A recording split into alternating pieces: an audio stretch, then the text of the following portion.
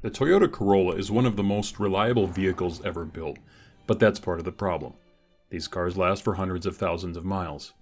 Mine had 300,000 miles on it when I decided it was time to finally replace the rear struts. This is a before and after doing the strut replacement. I ordered the rear struts off of Amazon, and when they arrived, sprayed a little bit of lubricant onto the lower mounting bolt of the old strut. Then, chock the vehicle in the front and jack up the rear. You can either jack up just forward of the rear wheel or the main jack point underneath. Always use jack stands for purposes of safety. Pop off the hubcap using a screwdriver and then remove the rear wheel.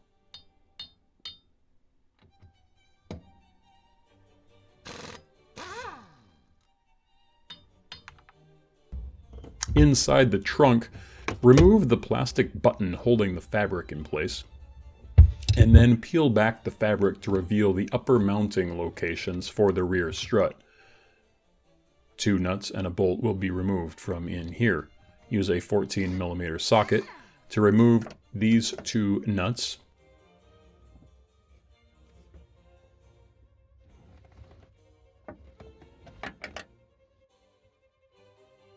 I jacked up the rear axle just to give it some support. This step wasn't really necessary, and I didn't end up needing to do this on the other side.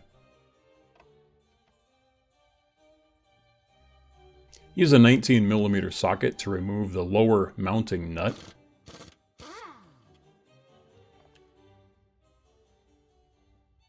Make sure you don't lose the large washer.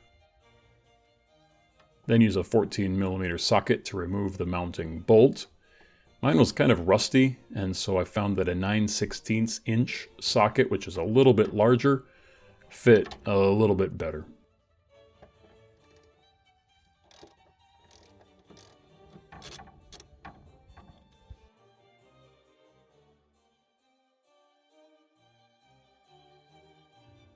Once all of the mounting bolts and nuts are removed, use a crowbar or large screwdriver to pry the strut off of the bottom mounting point. Then go ahead and wiggle it loose and remove the old strut. Grab the new strut and prepare to mount that. Go ahead and clean off the mounting surface with a rag. And I like to install a little bit of anti-seize onto the mounting bolts. Then take the new strut and position it into place. And while holding it in place, use the mounting bolt to hold it for you. And just get that started until you can get the 2 nuts inside of the trunk tightened. Install the 2 mounting nuts inside of the trunk and snug those up a little bit. Again, use that 14mm socket to do so.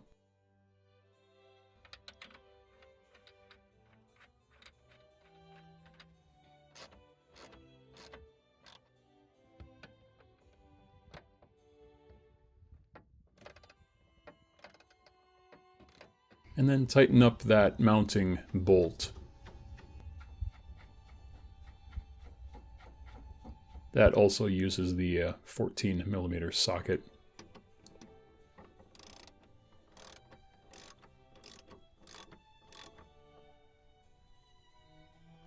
We're now ready to get the strut onto the lower mounting point. I used a pipe inside of the rear suspension and then a crowbar to pry the strut out until I was able to get it onto that lower mounting point. Just put your weight onto that pipe to hold it down and give it another shove to get that lower mounting point on there. Once the strut is onto that, go ahead and tap it into place with something like a rubber mallet.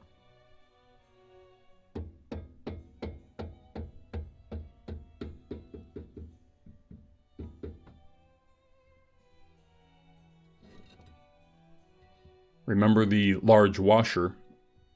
And I like to put a little bit of anti-seize onto this stud just so that it's a little easier the next time, and install that nut. Again, use a 19mm socket in order to tighten that up.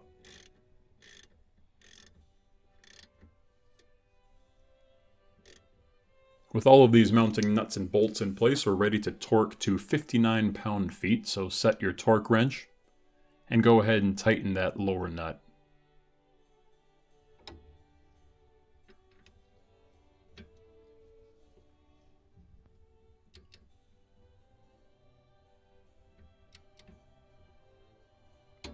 It's the same setting for all 4 of these mounting points, so torque the bolt to 59 as well.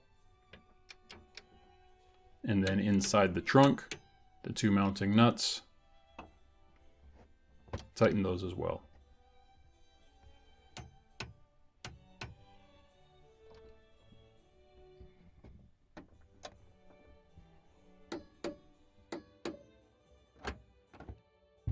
This is what it will look like when you're done. Now ready to put the tire back on. Get the lug nuts tightened by hand.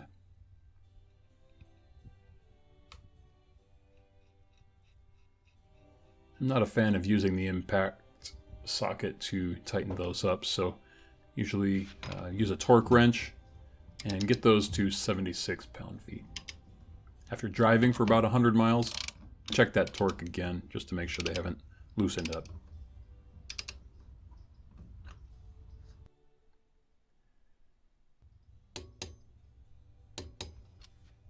After the wheel is on and tightened appropriately, reinstall the hubcap. There's a little gap in the hubcap for the valve stem, so just make sure you line that up. I've put that on before without doing that and can damage your valve stem.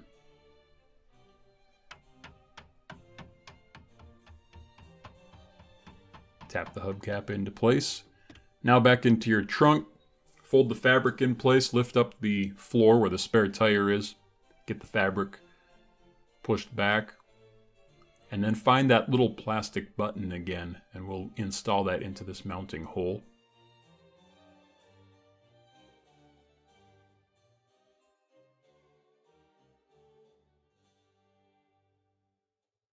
Press that into place and then form the fabric back where it was.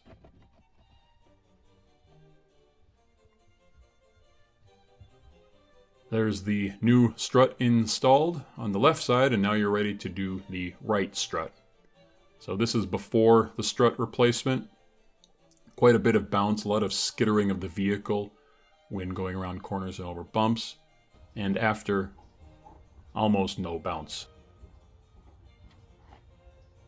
Thanks for watching. Please subscribe, every click helps. And I hope you get another 300,000 miles out of your Toyota Corolla.